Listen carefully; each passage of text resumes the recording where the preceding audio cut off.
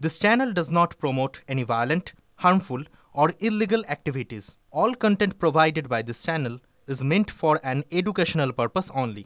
Top quality और consistent performance के लिए सिर्फ सिल्वर पंप्स नाम याद रखना। আহমেদাবাদে বিমান দুর্ঘটনা জারি আছে উদ্ধার কাজ।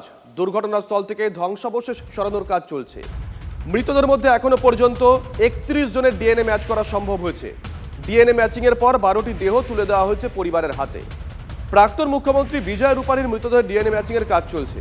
সিভিল হাসপাতালে চিকিৎসাধীন জখম 13 জন।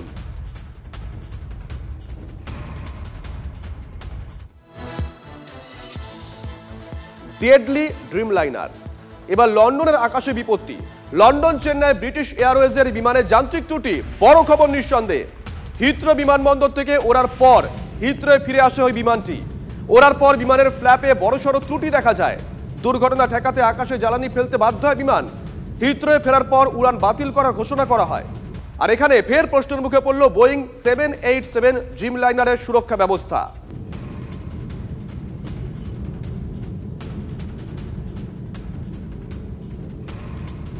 আহমেদাবাদে ভয়াবহ বিমান দুর্ঘটনার পর এই কলকাতা বিমানবন্দরের পাশে বহুতল সমস্যা নিয়ে এবার রাজনৈতিক আকচাকচি শুরু হয়েছে। বিমানবন্দরের পাশে বহুতল বানানোর ক্ষেত্রে নির্দিষ্ট উচ্চতা পর্যন্ত অনুমতি মেলে, লাগে বিমানবন্দর কর্তৃপক্ষের অনুমতিও। কলকাতা বিমানবন্দরের পাশে এক্ষেত্রে নিয়ম মানেনি স্থানীয় পুরসভা এবং রাজারহাটের বিধায়ক। অভিযোগ করছেন কলকাতার প্রাক্তন মেয়র শোভন চট্টোপাধ্যায়। মেঘানী নগরে ঘন জনবসতিপূর্ণ এলাকায় ভেঙে পড়েছিল বিমান।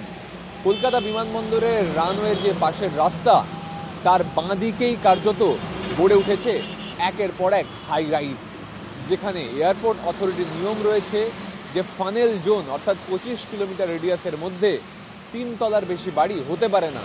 সেখানেই 5 তলা বাড়ি নির্মীয়মান দাঁড়িয়ে আছে, উপরের দিকে আরও এক্সটেনশন হতে পারে। কিভাবে এই অনুমতি পাচ্ছে এই হাইরাইজগুলো, তা নিয়ে বড় সড় প্রশ্ন উঠছে। প্রাক্তন মেয়র শোভন চট্টোপাধ্যায় দাবি করেছেন কোনোভাবেই পুরসভা বা স্থানীয় প্রশাসন এই বাড়িগুলোকে ছাড়পত্র দিতে পারে না। কিন্তু দেখা যাচ্ছে কলকাতা এয়ারপোর্টের রানওয়ের পাশেই গড়ে উঠছে একের পর এক হাইরাইজ এবং বিপদ বাড়ছে এই এলাকার মানুষদের। তারা আশঙ্কা করছেন মেঘানী নগরের মতন কোনো একদিন বিপর্যয় নেমে আসতে পারে তাদের উপরেও। কি করছে প্রশাসন, প্রশ্ন উঠছে। ক্যামেরা মাখনের সঙ্গে সুমন, TV9 বাংলা, কলকাতা। সেই রানওয়ের মধ্যে যেখান থেকে ফ্লাইটটা আকাশে ওড়ে আর যেখান থেকে আকাশ থেকে নেমে এসে রানওয়েতে ল্যান্ড করে, এই জোনটাকে বলা হয় ফানেল জোন। এই ফানেল জোনের মধ্যে একটা সার্টেন লিমিটের বাইরে কখনোই কোনো কনস্ট্রাকশন হতে দেওয়ার কথা নয় এবং অ্যালাউ করা যায় না। কোনো ফাইন দিয়ে কোনো হাইটের রেগুলারাইজেশন হতে পারে না এবং যদি হয়ে থাকে সেটা অন্যায়, সেটা উচিত নয়। রাজারহাটে যে মিউনিসিপ্যালিটি ছিল একটা সময়, তারা তোয়াক্কাই করতো না, হয় জেনে তোয়াক্কা করতো না অথবা না জেনে তোয়াক্কা করতো না। তারা এসব ক্লিয়ারেন্সের মধ্যেই যেত না। এর ফলে হচ্ছে কোথায় যে বিল্ডিংয়ের হাইট বাড়তে বাড়তে বাড়তে আকাশ ছোঁয়া জায়গায় গিয়ে পৌঁছে গেছে। গুরুতর অভিযোগ করছেন তৃণমূলের টিকিটে জেতা কলকাতা পুরসভায় পা রাখা কলকাতার প্রাক্তন মেয়র। আর কটাক্ষ করে বিজেপি সিপিএম বলছে টাকা দিলেই এ রাজ্যে সব করা যায় না। সে তো দেখুন সবাই জানে, নতুন আর কি বলার আছে। টাকা পেয়েছে, করেছে। তৃণমূলের আমলে পুরোটাই শপিং মল, আপনি যা চাইবেন তাই করতে পারবেন, একটু টাকার অ্যামাউন্টটা বাড়াতে হবে। মুখ্যমন্ত্রীর দলকে আপনি টাকা দিন, অ্যামাউন্টটা বাড়ান, ভিক্টোরিয়াও বিক্রি করে দিতে পারবে চাইলে।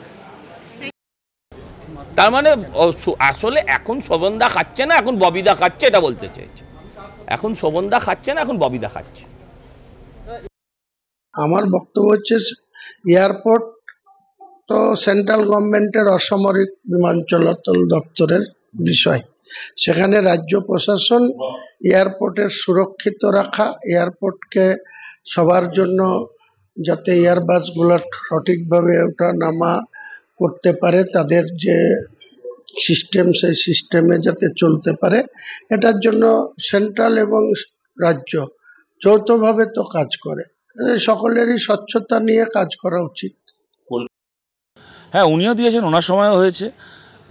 যখন এর আগে ওনার দাদা সুব্রত মুখার্জি মেয়র ছিলেন তখন বরং এগুলো তুলনামূলকভাবে কম হয়েছে পশ্চিমবাংলায়। তখন যেহেতু এক রাজ্য সরকারের একটা ভূমিকা ছিল এবং তার পাশাপাশি তখন পুরসভা এতটা চুরি করার সুযোগ পায়নি, যা কিনা এখন ডবল ইঞ্জিন পুরসভা চলছে তো আমাদের রাজ্য সরকার যাদের পুরসভাও তাদের।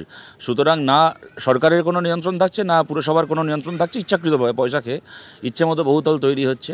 এবং তার ফলে কি ঘটনা ঘটতে পারে, এই কদিন আগে আমরা গুজরাটের যে ঘটনা দেখলাম, দেখে আমরা নতুন করে আশঙ্কিত হলাম যে কোথাও যদি কখনো একটু এদিক ওদিক হয়ে যায় তাহলে এয়ারপোর্টের আশপাশে এতগুলো বহুতল থাকার ফলে তার কী পরিণতি হতে পারে।